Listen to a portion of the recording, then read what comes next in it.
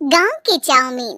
गांव में चाउमीन का चलन अभी अच्छे से नहीं आया था, लेकिन शहर से चाउमीन बनाना सीख कर गाँव में ठेला लगाता है।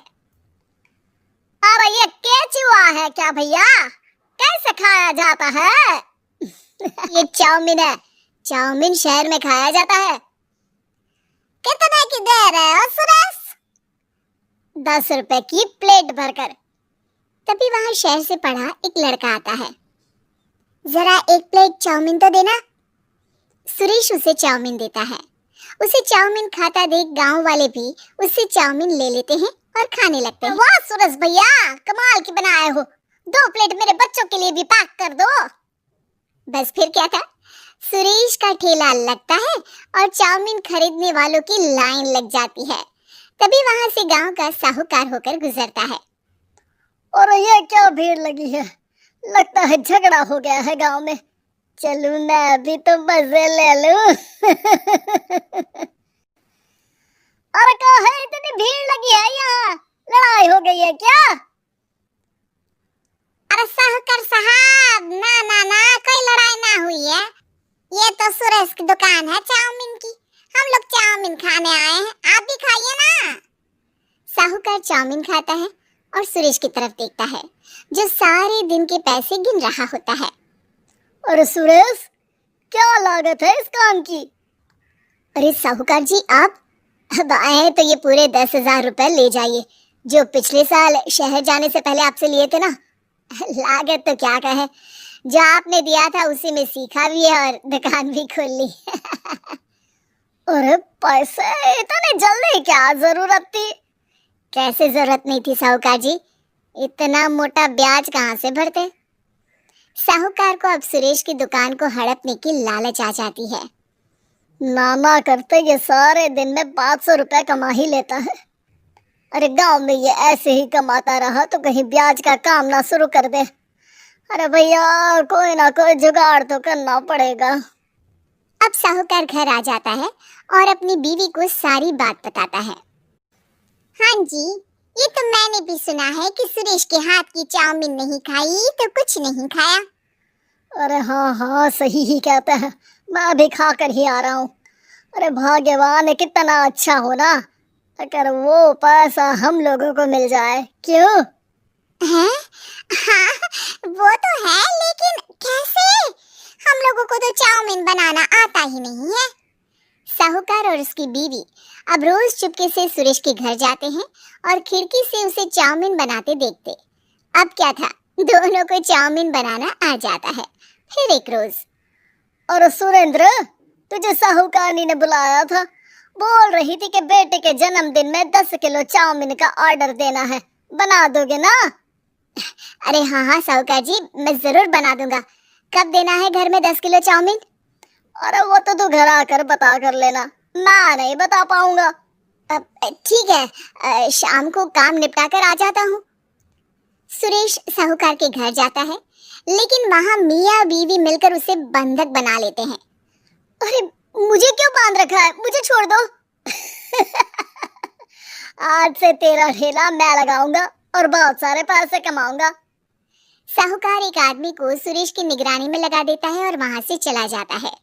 अगले दिन, अरे साहूकार जी, आप कब से चाउमीन बेचने लगे और अपना ये सुरेश कहाँ गया? अरे वो तो शहर गया है, उसका कोई काम निकल आया था, बोल रहा था कि जब तक वो ना आए तब तक मैं ही उसके ठेले का काम कर दूं। पैसे भी तो बहुत उधार ले रखे थे उसने, लगता है कर्जा भरने के डर से भाग गया है। अरे पर वो तो बोल रहा था कि उसने सारा कर्जा उतार दिया है, और वो क्यों भागेगा, इतना तो कमा रहा था। अरे मुझे क्या पता, अरे चाउमीन खाना है तो बोलो, नहीं तो भागो यहाँ से।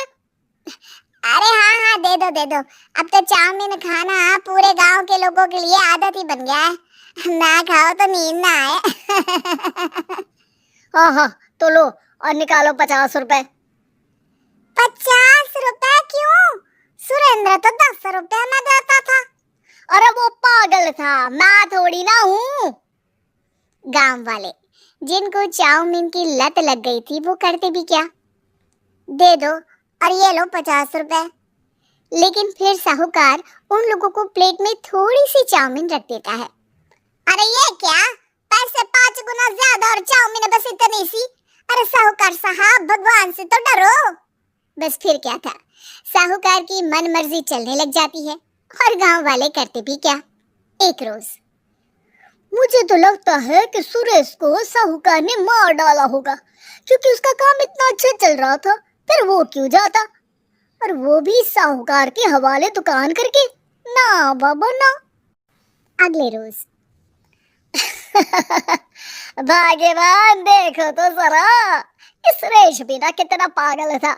जिस काम से वो ज्यादा पैसे बना सकता था, उससे इतने कम पैसे छाप रहा था। 50 रुपए प्लेट में भी गांव वाले खूब खा रहे हैं चाउमीन। हाँ जी, और जितने में वो लोगों को 10 प्लेट खिलाता था भर भर कर हम लोग उतने में 20 प्लेट बना रहे हैं, क्यों जी? वहीं सुरेश रोज भगवान से मांगता कि बस एक बार वो किसी तरह वहां से निकलने में कामयाब हो जाए, लेकिन उसकी हर कोशिश नाकामयाब होती। फिर एक दिन, अरे भाग्यवान, ऐसा कुछ करो कि चाउमीन बनाने का खर्चा आधा हो जाए, जिससे हम लोगों को और मुनाफा हो। ना जी, मुझे तो कोई तरकीब ना सूझ रही। अरे सुनो, एक काम करते हैं, चाउमीन बनाने में जो सब्जी लगती है वो मंडी में लेने तुम देर रात चली जाना। तब तक वो सारी सड़ी गली सब्जी जो दुकानदार वहीं फेंक जाते हैं, वो उठाकर ले आना फ्री में। अरे वाह जी वाह, आप तो बहुत समझदार हैं जी।